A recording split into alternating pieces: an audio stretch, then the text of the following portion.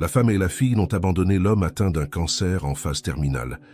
Des années plus tard, elles sont revenues pour l'héritage et ont été surprises par le tournant inattendu de la vie. Le soleil filtrait à travers les rideaux de l'hôpital, illuminant la pâle silhouette d'Étienne Valois. À 45 ans, cet entrepreneur à succès luttait contre un cancer qui menaçait de tout lui arracher. Cependant, ce n'était pas la maladie qui lui faisait le plus mal en ce moment, mais l'absence des deux femmes qu'il aimait le plus au monde, sa femme Sophie et sa fille Valentine. Étienne se souvenait vivement du jour où on lui avait diagnostiqué un cancer. Sophie, une femme d'une beauté éblouissante et d'une ambition démesurée, avait pâli en entendant la nouvelle. Sa fille Valentine, alors une adolescente de 15 ans, avait pleuré inconsolablement. À ce moment-là, Étienne croyait qu'ils affronteraient cette bataille ensemble. Comme il se trompait. Au fur et à mesure que les traitements s'intensifiaient et qu'Étienne s'affaiblissait, il remarqua comment Sophie et Valentine s'éloignaient de plus en plus. Les visites à l'hôpital devenaient moins fréquentes, les appels plus courts, les excuses plus élaborées. Étienne s'accrochait à l'espoir que ce n'était qu'une phase, que ces êtres chers reviendraient à ses côtés quand il en aurait le plus besoin. Mais cet espoir s'évanouit un après-midi pluvieux d'avril. Étienne, affaibli par la chimiothérapie, reçut la visite de son avocat et ami, Jules Mercier. « Étienne, je suis vraiment désolé, mais je dois t'informer de quelque chose, » dit Jules, avec une expression de chagrin sur son visage. Sophie a vidé les comptes bancaires communs et a transféré une somme considérable sur un compte à l'étranger. Étienne eut l'impression de recevoir un coup de poing dans l'estomac. « Que dis-tu, Jules? Il doit y avoir une erreur. » Jules secoua la tête. « J'ai bien peur que ce ne soit pas tout. Elle a déposé une demande de divorce et demande la garde totale de Valentine. » À ce moment-là, Étienne comprit l'ampleur de la trahison. Non seulement elle l'abandonnait dans son moment le plus vulnérable, mais elles essayaient aussi de le dépouiller de tout ce qu'il avait construit. « Où sont-elles maintenant ?» demanda Étienne d'une voix faible. « Selon mes sources, elles ont pris un vol pour l'Europe ce matin. Je suis désolé, mon ami. » Étienne ferma les yeux, sentant les larmes commencer à couler. Tout son monde s'écroulait autour de lui. L'amour de sa vie, la femme avec qui il avait partagé 20 ans, l'avait trahi de la manière la plus cruelle. Et sa fille, sa petite Valentine, était partie sans même lui dire au revoir. Au milieu de sa douleur, Étienne ne remarqua pas la présence d'une jeune infirmière qui était entrée silencieusement dans la chambre. Claire Lemoine, 30 ans, observait la scène avec un mélange de compassion et d'inquiétude. Elle s'occupait d'Étienne depuis quelques semaines et avait développé une affection particulière pour ce patient qui gardait toujours le sourire malgré sa souffrance. « Monsieur Valois, vous allez bien ?» demanda Claire en s'approchant du lit. Étienne ouvrit les yeux, rencontrant le regard chaleureux de Claire. Pendant un moment, il ressentit un soupçon de réconfort au milieu de son tourment. « Non, Claire, rien ne va bien, » répondit-il d'une voix brisée. Claire prit sa main avec douceur. « Je suis là pour vous, monsieur Valois. Vous n'êtes pas seul dans cette épreuve. » Ces mots, bien que simples, furent comme un baume pour le cœur blessé d'Étienne. À cet instant, quelque chose changea en lui. Bien que la douleur de la trahison fût immense, une étincelle de détermination s'alluma en lui. « Merci, Claire, » dit Étienne, serrant doucement la main de l'infirmière. « Tu as raison, je ne suis pas seul. Et je te promets que je vais me battre. Je vais vaincre ce cancer et je vais reconstruire ma vie. » Jules, qui était resté silencieux, s'approcha de son ami. « Compte sur moi pour tout ce dont tu as besoin, Étienne.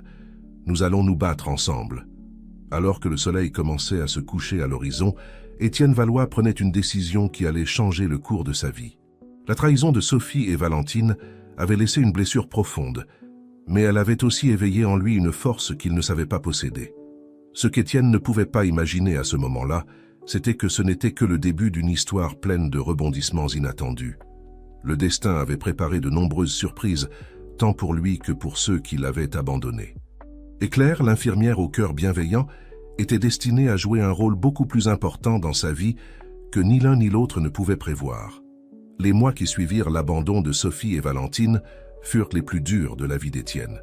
Chaque jour était une bataille, non seulement contre le cancer qui consumait son corps, mais aussi contre la dépression qui menaçait de briser son esprit.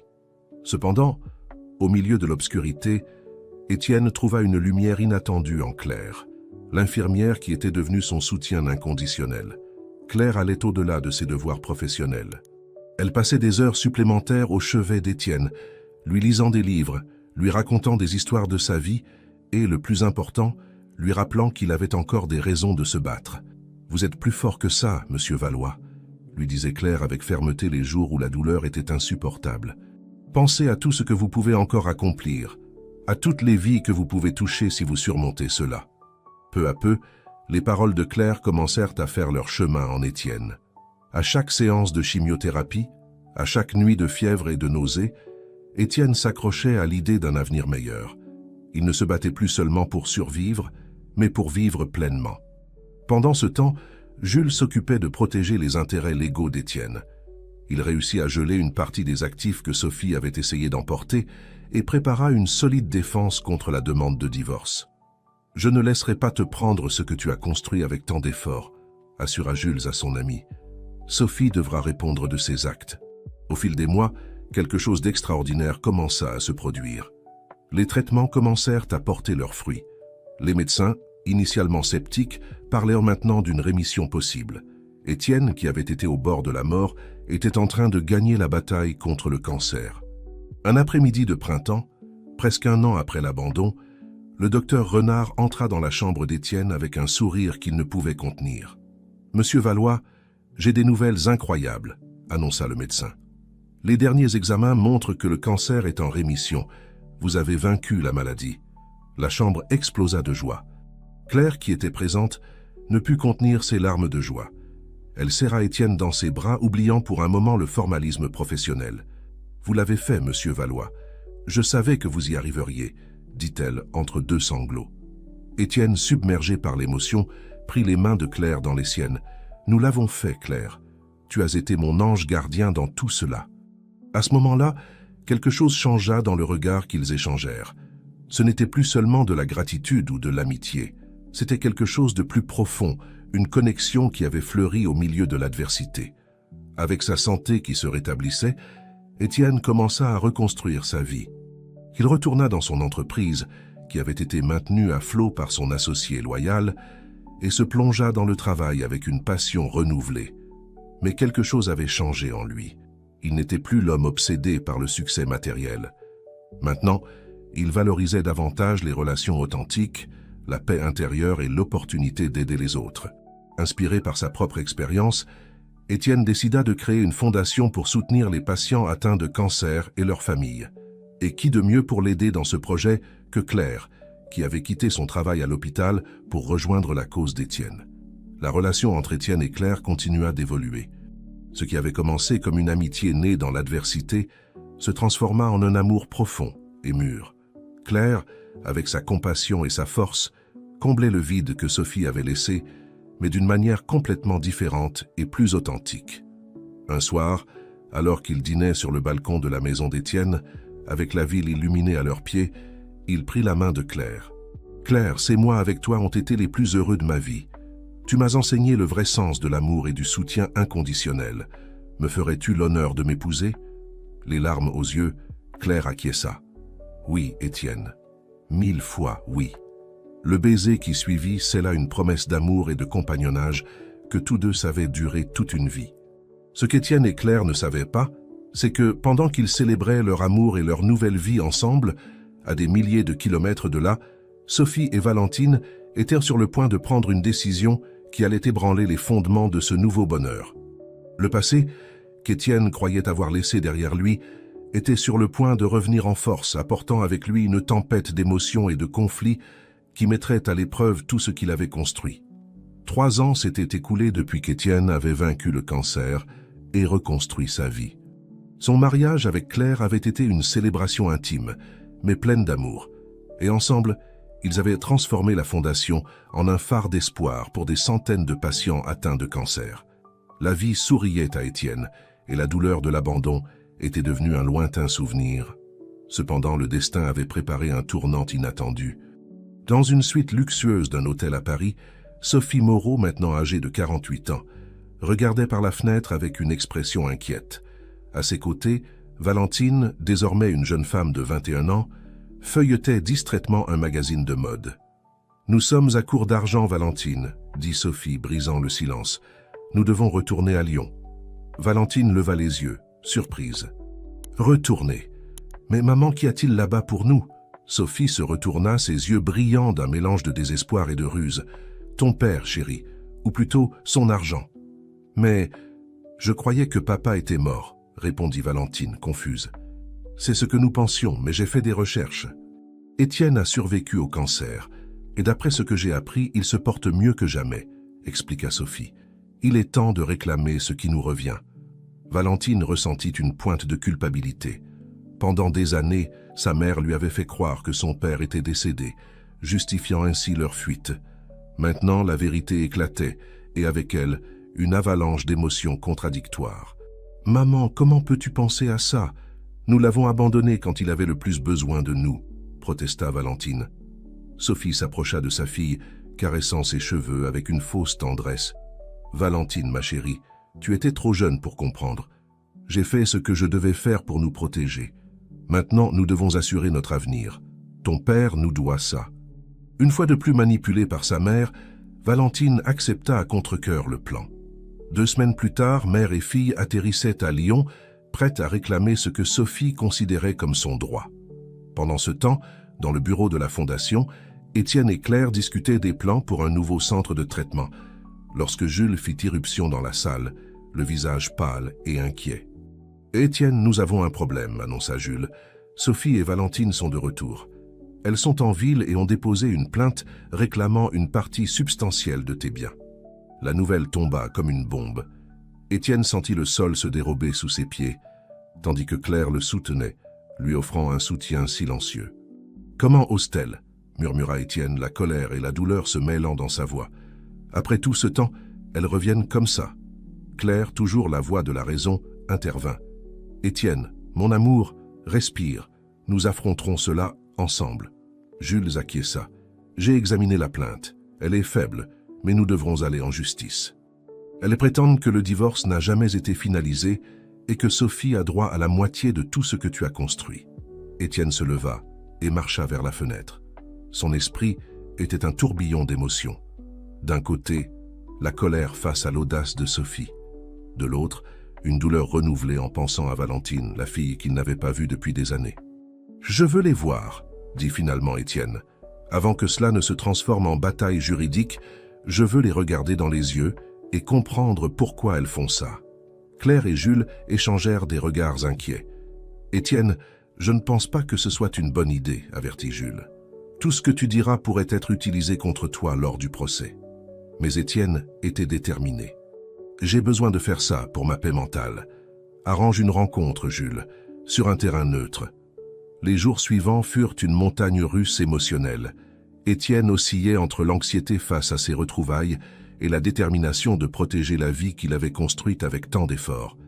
Finalement, le jour de la rencontre arriva. Dans un salon privé d'un hôtel du centre-ville, Étienne attendait avec Claire à ses côtés. Quand la porte s'ouvrit, le temps sembla s'arrêter. Sophie entra en premier, toujours aussi belle, mais avec un air de désespoir mal dissimulé. Derrière elle, Valentine, devenue une jeune femme, regardait son père avec un mélange de curiosité et de remords. « Bonjour Étienne », dit Sophie, sa voix froide et calculatrice. « Ça fait longtemps. » Étienne la regarda fixement, cherchant en vain une trace de la femme qu'il avait autrefois aimée. Puis son regard se posa sur Valentine, et il sentit son cœur se serrer. « Valentine », murmura-t-il, tendant une main vers sa fille. Mais avant que Valentine ne puisse réagir, Sophie intervint. « Nous sommes ici pour affaires, Étienne. Je crois que tu nous dois une explication sur notre situation financière. » La tension dans la pièce était palpable. Claire serra la main d'Étienne, lui rappelant silencieusement sa présence et son soutien. « Une explication ?» répondit Étienne, sa voix tremblant d'émotion contenue. « Je crois que c'est moi qui mérite une explication. Vous m'avez abandonné quand j'avais le plus besoin de vous, et maintenant vous revenez en exigeant de l'argent. Comment pouvez-vous justifier cela ?» S'ensuivit une discussion houleuse, Sophie défendant ses actions et Étienne exposant la vérité de leur trahison. Valentine, prise au milieu, observait l'échange avec une horreur croissante, commençant à voir pour la première fois la manipulation de sa mère sous un nouveau jour. Au fur et à mesure que la réunion se déroulait, il devenait clair que cette rencontre n'était que le début d'une bataille qui menaçait de déchirer non seulement des fortunes, mais aussi les liens familiaux fragiles qui persistait encore. Ce qu'aucun des présents ne pouvait imaginer, c'était comment ce conflit allait évoluer, menant à des révélations surprenantes et des décisions qui changeraient leur vie pour toujours. La tempête ne faisait que commencer, et ses conséquences ébranleraient les fondements de tout ce qu'ils croyaient savoir sur l'amour, la loyauté et la rédemption. Dans les jours qui suivirent la réunion tendue à l'hôtel, la vie d'Étienne devint un tourbillon d'émotions et de défis juridiques. Sophie, déterminée à obtenir ce qu'elle considérait comme sien, intensifia son attaque, utilisant chaque ressource à sa disposition pour faire pression sur Étienne. Pendant ce temps, Valentine se trouvait dans un conflit intérieur. Les paroles de son père lors de la rencontre avaient semé le doute dans son esprit quant à la version des faits que sa mère lui avait racontés pendant des années.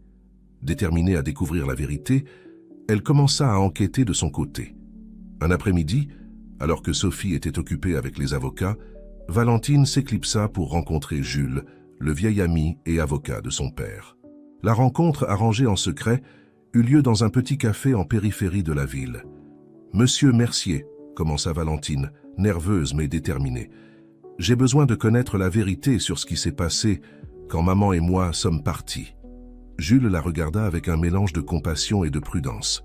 « Valentine, es-tu sûre de vouloir le savoir?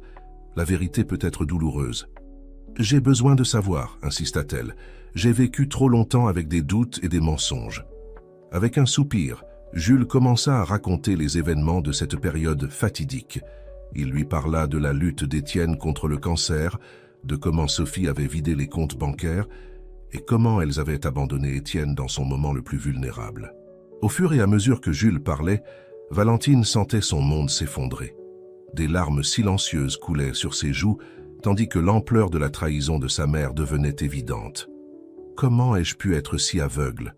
murmura Valentine, plus pour elle-même que pour Jules. « Tu étais jeune, Valentine, » répondit Jules avec douceur. « Ta mère t'a manipulé et t'a fait croire ce qu'elle voulait que tu crois. » Ce soir-là, Valentine retourna à l'hôtel où elle logeait avec sa mère, son esprit tourbillonnant d'émotions et de pensées conflictuelles. Elle trouva Sophie dans la suite, en train d'examiner des documents juridiques. « Maman, il faut qu'on parle, » dit Valentine, sa voix tremblant légèrement. Sophie leva les yeux, remarquant l'expression sérieuse de sa fille. « Que se passe-t-il, chérie ? »« Je connais la vérité, » lâcha Valentine. « Je sais ce que nous avons fait à papa. » La couleur quitta le visage de Sophie. « De quoi parles-tu ? Nous avons abandonné papa alors qu'il était en train de mourir d'un cancer. Tu lui as volé son argent et tu m'as menti toutes ces années, » accusa Valentine, sa voix s'élevant à chaque mot. Sophie se leva, son expression passant de la surprise à une froide détermination. « Je l'ai fait pour nous protéger, Valentine. Ton père était faible, il allait tout perdre. J'ai dû agir. Nous protéger? Tu as fait de nous des monstres, » cria Valentine. « Tu m'as fait croire que papa était mort. Tu m'as volé l'opportunité d'être avec lui. » La discussion s'envenima rapidement. Des années de mensonges et de manipulations remontèrent à la surface. Valentine, pour la première fois, vit sa mère telle qu'elle était, une femme égoïste et manipulatrice qui avait détruit sa famille par avidité. « Je m'en vais », déclara finalement Valentine, se dirigeant vers sa chambre pour faire ses valises. Sophie la suivit, paniquée. « Tu ne peux pas partir. J'ai besoin de toi pour ça. Sans toi, je n'ai pas de dossier contre Étienne. » Ces mots furent la goutte d'eau qui fit déborder le vase. Valentine se retourna, affrontant sa mère avec un regard de mépris. « C'est tout ce que je suis pour toi. Un outil dans ton plan ?» Sans attendre de réponse, Valentine finit de faire ses bagages et sortit de la suite, laissant Sophie crier et supplier derrière elle. Le cœur lourd mais déterminé, Valentine se dirigea vers la maison de son père. Étienne, surpris par cette visite inattendue, l'accueillit avec prudence. « Papa, » dit Valentine, sa voix brisée par l'émotion, « je suis tellement désolée. S'il te plaît, pardonne-moi. » Étienne, voyant la sincérité et la douleur dans les yeux de sa fille, sentit que le mur qu'il avait construit autour de son cœur commençait à s'effriter. Dans un moment de vulnérabilité partagée, père et fille s'embrassèrent, des années de douleur et de séparation, se dissolvant en larmes de repentir et de pardon. Claire, observant la scène depuis la porte, ressentit un mélange d'émotions. D'un côté, de la joie de voir Étienne renouer avec sa fille, de l'autre, une pointe d'inquiétude sur la façon dont ce revirement des événements affecterait leur vie commune. Pendant ce temps, Sophie, seule dans la suite de l'hôtel, réalisait que son plan s'effondrait. Avec Valentine hors de son contrôle, sa position dans la bataille juridique s'affaiblissait considérablement. Désespérée, elle commença à élaborer un nouveau plan, un plan qui menaçait de détruire non seulement Étienne, mais aussi la réconciliation nouvellement formée avec Valentine. La tempête qui s'annonçait promettait d'être dévastatrice, et personne n'était préparé aux secrets qui étaient sur le point d'être révélés, des secrets qui changeraient le cours de leur vie pour toujours. Les jours suivants furent un tourbillon d'émotions et d'activités dans la maison d'Étienne. La nouvelle de l'existence d'un fils inconnu avait ébranlé les fondations de la famille nouvellement réunie, mais avait également forgé une détermination partagée à affronter cette nouvelle réalité ensemble. Étienne, avec le soutien indéfectible de Claire et Valentine, se lança dans la recherche de son fils. Jules utilisa ses contacts pour engager un détective privé de confiance, évitant toute possibilité que Sophie n'interfère dans le processus. Pendant que l'enquête progressait, la dynamique familiale continuait d'évoluer. Valentine, déterminée à rattraper les années perdues, passait de longues heures avec Étienne, écoutant des histoires de son enfance et partageant ses propres expériences. Claire, bien qu'initialement ébranlée par la révélation, trouva en elle-même une force et une compréhension qu'elle ne savait même pas posséder.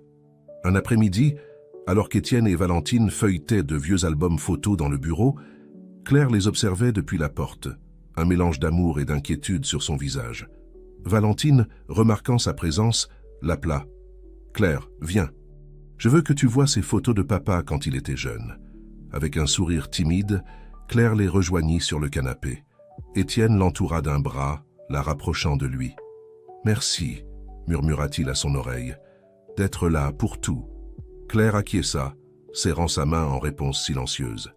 La scène fut interrompue par le son de la sonnette. Jules entra précipitamment, tenant une enveloppe. « Nous l'avons trouvée », annonça-t-il, la voix chargée d'émotion. Le cœur d'Étienne fit un bond. « Mon fils ?» Jules acquiesça, lui remettant l'enveloppe. « Il s'appelle Mathieu. Il a 7 ans et vit avec sa mère, Lucie Martin, à Bordeaux. » Les mains tremblantes, Étienne ouvrit l'enveloppe. À l'intérieur se trouvèrent des photos d'un petit garçon aux cheveux foncés et aux yeux familiers, ainsi que des rapports détaillés sur sa vie. « Il est exactement comme moi quand j'étais enfant, » murmura Étienne, les larmes aux yeux. Valentine se pencha pour voir les photos, un mélange d'émotions traversant son visage. « J'ai un petit frère, » dit-elle, sa voix mêlant étonnement et joie. Claire, surmontant son propre choc, prit la main d'Étienne. « Que veux-tu faire maintenant ?» demanda-t-elle doucement. Étienne leva les yeux, son visage reflétant la détermination. « Je veux le rencontrer. Je veux faire partie de sa vie. » Les jours suivants furent frénétiques de préparatifs. Jules se chargea d'établir le contact avec Lucie Martin, expliquant la situation et organisant une rencontre. Étienne, quant à lui, luttait contre un mélange d'excitation et d'anxiété face à la perspective de rencontrer son fils. Finalement, le jour du voyage à Bordeaux arriva. Étienne, Claire et Valentine embarquèrent ensemble dans l'avion, unis dans leur soutien mutuel et dans l'incertitude de ce qui les attendait. En arrivant à l'adresse indiquée, Étienne s'arrêta devant la porte, paralysé par la nervosité. « Nous sommes avec toi », l'assura Valentine, serrant sa main. Claire acquiesça en silence. Prenant une profonde inspiration, Étienne sonna à la porte. Quelques instants plus tard, la porte s'ouvrit, révélant une femme aux cheveux châtains et à l'expression prudente. « Lucie ?» demanda Étienne. Elle hocha la tête. « Tu dois être Étienne », dit-elle, sa voix mêlant nervosité et une pointe d'hostilité. « Oui, je suis désolé de venir ainsi », commença Étienne. « Je ne savais pas. » Lucie leva une main pour l'arrêter. « Je sais. Entre, nous avons beaucoup à discuter. » Alors qu'ils entrèrent dans la maison, un petit garçon apparut dans le couloir, ses grands yeux curieux fixés sur les nouveaux arrivants. « Mathieu » appela doucement Lucie. « Viens ici, chérie, il y a quelqu'un que je veux que tu rencontres. » Étienne sentit son cœur s'arrêter en voyant son fils pour la première fois. La ressemblance était indéniable, et une vague d'amour et de regret l'envahit. « Bonjour Mathieu, dit-il, s'agenouillant pour être à la hauteur de l'enfant. Je suis ton papa. » Les yeux de Mathieu s'écarquillèrent encore plus, un mélange de confusion et de curiosité sur son visage. « Mon papa ?» répéta-t-il, regardant sa mère pour confirmation. Lucie acquiesça, les yeux brillants de larmes contenues. Oui, mon chéri, c'est ton papa. Ce qui suivit fut une longue conversation émouvante. Lucie expliqua comment elle avait découvert sa grossesse juste au moment où Étienne avait disparu de sa vie. Ils avaient eu une brève liaison avant qu'il ne retourne avec Sophie.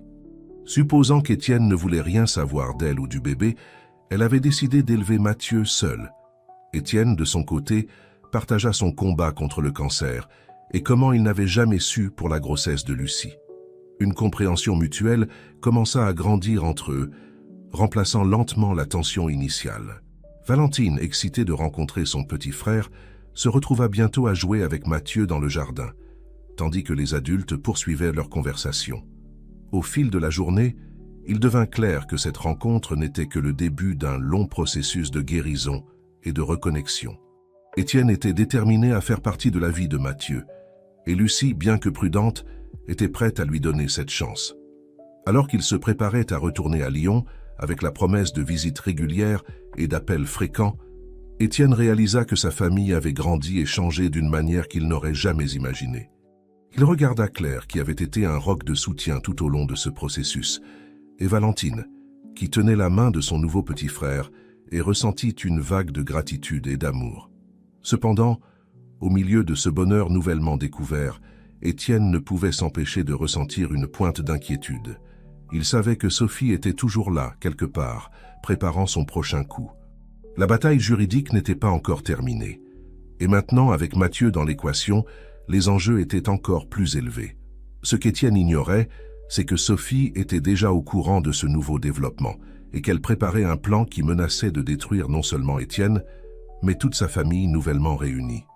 La tempête qui s'annonçait promettait d'être la plus féroce jusqu'à présent, et personne n'était préparé au sombre secret qu'elle était sur le point de déterrer. Alors qu'Étienne et sa famille nouvellement élargie s'adaptaient à leur nouvelle réalité, Sophie se consumait dans sa propre amertume et sa soif de vengeance. La nouvelle de l'existence de Mathieu et la réconciliation d'Étienne avec Valentine l'avaient poussé au bord du désespoir. Dans sa suite d'hôtel, Sophie rencontra son avocat, un homme à l'apparence sombre nommé Richard Vidal. « J'ai besoin de quelque chose de plus », exigea Sophie, arpentant nerveusement la pièce. « Quelque chose qui détruise Étienne une fois pour toutes. » Richard la regarda avec prudence. « Madame Moreau, je dois vous avertir que nous marchons sur une ligne très fine ici. Toute action illégale pourrait... » Sophie l'interrompit d'un geste brusque. « Je m'en fiche, faites ce qui est nécessaire. » Avec un soupir résigné, Richard acquiesça et quitta la pièce, laissant Sophie plonger dans ses sombres pensées. Pendant ce temps, chez Étienne, la famille célébrait l'anniversaire de Claire. Le salon était rempli de rires et de conversations, Valentine aidant à la décoration et Étienne préparant le dîner dans la cuisine. La sonnette retentit et Claire ouvrit la porte, découvrant Mathieu et Lucie. « Joyeux anniversaire, Claire !» s'exclama Mathieu, lui tendant un cadeau fait main. Claire le serra dans ses bras, émue par le geste. « Merci, mon chéri, entrez, s'il vous plaît. » La fête se poursuivit dans une ambiance chaleureuse et familiale. Étienne observait la scène, le cœur plein. Sa fille, son fils, la femme qu'il aimait, tous ensemble et heureux. Pendant un instant, il sentit que tout était enfin à sa place. Cependant, la paix fut de courte durée. Le téléphone d'Étienne sonna, affichant le numéro de Jules. « Étienne ?» La voix de Jules était urgente. « Nous avons un problème. Sophie a présenté de nouvelles preuves dans l'affaire. Elles sont graves. » Le visage d'Étienne pâlit. « Quel genre de preuves ? Des documents qui suggèrent un détournement de fonds dans ton entreprise et la fondation. Étienne, c'est sérieux. Si elles sont réelles, tu pourrais faire face à des accusations criminelles. » La nouvelle tomba comme une bombe. Étienne s'excusa auprès des invités et s'enferma dans son bureau, essayant de digérer l'information. Il savait que les accusations étaient fausses, mais comment le prouver? Claire, remarquant l'absence d'Étienne, le trouva dans le bureau. « Que se passe-t-il, mon amour ?» demanda-t-elle, inquiète de son expression. Étienne lui raconta tout, sa voix tremblant de colère et de peur. Sophie a franchi la ligne cette fois. Elle est prête à tout détruire. Claire le serra fort dans ses bras. « Nous affronterons cela ensemble, tous ensemble. » Les jours suivants furent un tourbillon d'activités. Étienne et Jules travaillèrent sans relâche pour réfuter les accusations. tandis que Claire et Valentine maintenaient la famille unie. Lucie, en apprenant la situation, offrit son soutien inconditionnel. « Nous sommes avec toi dans cette épreuve, Étienne », dit-elle, le surprenant par sa loyauté.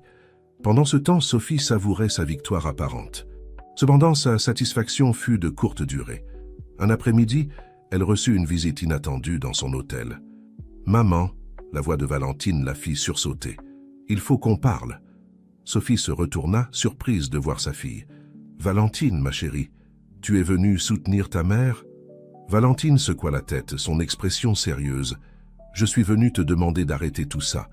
Je sais que tu as falsifié ces documents. » Sophie pâlit. « Je ne sais pas de quoi tu parles. »« Je sais tout, maman. Je sais que tu as engagé quelqu'un pour créer ces faux documents. J'ai des preuves. » Le monde de Sophie commença à s'effondrer. « Comment ? Ça n'a pas d'importance, » l'interrompit Valentine. « Ce qui compte, c'est que tu as maintenant un choix. Tu peux retirer les accusations et mettre fin à tout cela, ou je peux apporter ces preuves à la police. » Sophie s'effondra sur une chaise, la réalité de sa situation la frappant de plein fouet. « Pourquoi fais-tu ça ? Je suis ta mère. »« Parce que c'est la chose juste à faire, » répondit Valentine, sa voix ferme mais compatissante. « Parce que je veux que notre famille guérisse, et cela t'inclut, maman. Mais d'abord, tu dois arrêter tout ça. » Pendant que Sophie luttait avec sa décision, de l'autre côté de la ville, Étienne recevait un appel inattendu. « Monsieur Valois », une voix inconnue résonna au téléphone. « J'ai des informations sur les accusations portées contre vous, des informations qui prouvent votre innocence. » Le cœur d'Étienne battit fort. « Qui êtes-vous » ?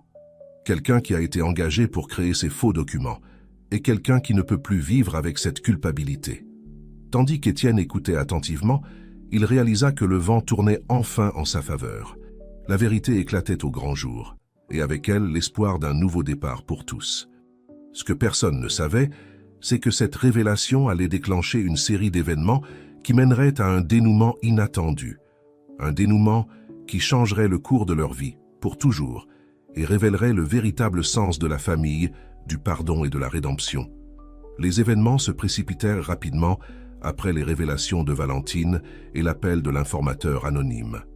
Étienne, armé de preuves irréfutables de son innocence, se réunit avec son équipe juridique pour préparer sa défense. Pendant ce temps, Sophie faisait face à la décision la plus difficile de sa vie.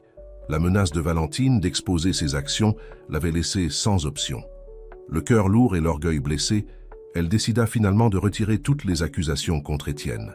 Le matin où le procès était censé commencer, le tribunal était rempli de tension. Étienne, Claire, Valentine et même Lucie avec le petit Mathieu étaient au présent, unis dans leur soutien. Lorsque Sophie entra, tous retinrent leur souffle. À la surprise générale, Sophie s'approcha du juge et d'une voix tremblante déclara « Votre honneur, je souhaite retirer toutes les charges contre Étienne Valois. Les accusations ont été fabriquées par moi. » Un murmure d'étonnement parcourut la salle. Étienne regarda Sophie, un mélange de soulagement et de confusion sur son visage. Valentine, les larmes aux yeux, fit un léger signe de tête à sa mère, reconnaissant sa courageuse décision.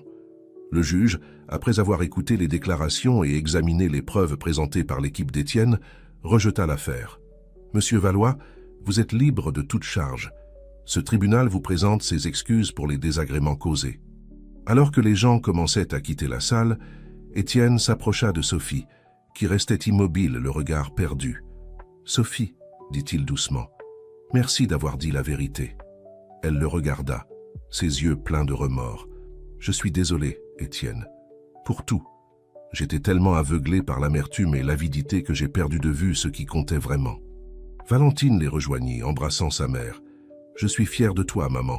Tu as fait ce qu'il fallait. » Claire, observant la scène, s'approcha avec Mathieu par la main. L'enfant, inconscient de la complexité de la situation, sourit à tout le monde. « On peut aller manger une glace maintenant ?» demanda-t-il innocemment, provoquant des rires qui allégèrent la tension. Étienne regarda Claire qui acquiesça avec un sourire compréhensif. « Pourquoi n'irions-nous pas tous ?» suggéra Étienne. « Je crois que nous avons beaucoup à nous dire. » Et ainsi le groupe improbable, Étienne, Claire, Valentine, Sophie, Lucie et Mathieu, se dirigea vers une glacerie voisine.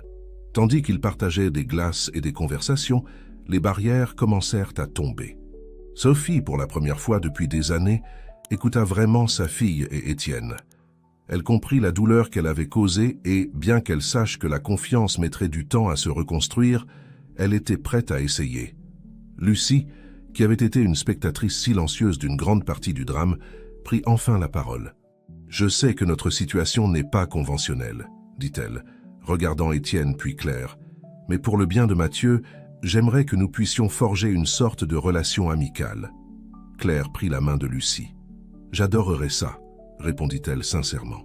Au fur et à mesure que l'après-midi avançait, des plans commencèrent à prendre forme. Étienne et Claire décidèrent d'élargir la fondation pour inclure des programmes de soutien aux familles non conventionnelles. Valentine exprima son désir d'étudier le droit, inspiré par les récents événements. Sophie, dans un geste de véritable repentir, offrit son expertise en affaires pour aider la fondation. Alors que le soleil se couchait sur la ville, le groupe se sépara avec des embrassades et des promesses de rester en contact. Étienne, avec Claire à ses côtés, observa Mathieu dire au revoir à sa nouvelle grande sœur et à ses grands-parents. « Qui aurait pensé que nous finirions ainsi ?» murmura Étienne, serrant la main de Claire. Elle sourit, posant sa tête sur son épaule. La vie a des façons surprenantes de réunir les gens.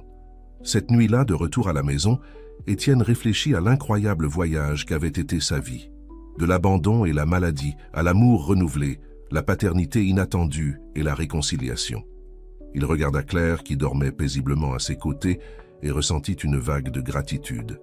Dans les mois et les années qui suivirent, la famille Valois, dans toutes ses formes non conventionnelles, s'épanouit. Étienne et Claire se marièrent enfin, lors d'une cérémonie remplie d'amour et d'acceptation. Valentine devint une avocate à succès, consacrant une partie de son temps à des causes pro bono. Sophie, bien qu'elle ne soit jamais redevenue une partie intime de la famille, trouva la rédemption dans son travail avec la Fondation et dans sa relation reconstruite avec sa fille. Mathieu grandit entouré d'amour, avec 2 mères, un père, une grande sœur et une famille élargie qui défiait toutes les conventions. La fondation d'Étienne devint un phare d'espoir pour beaucoup, inspirant d'autres à surmonter l'adversité et à reconstruire leur vie. Et ainsi, ce qui avait commencé comme une histoire de trahison et de douleur se transforma en un témoignage de la puissance du pardon, de la résilience de l'esprit humain et de la capacité de l'amour à guérir même les blessures les plus profondes. Alors qu'Étienne regardait sa famille réunie pour un dîner dominical, avec des rires et des conversations remplissant l'air, il ne put s'empêcher de sourire. Il avait traversé l'enfer et en était revenu, mais au final, il avait trouvé quelque chose de plus précieux que toute richesse matérielle, une vraie famille, forgée dans les flammes de l'adversité et unie par l'amour inconditionnel. Et à ce moment-là, Étienne sut que quoi que l'avenir puisse leur réserver, ils affronteraient ensemble tous les défis, plus forts et plus unis que jamais.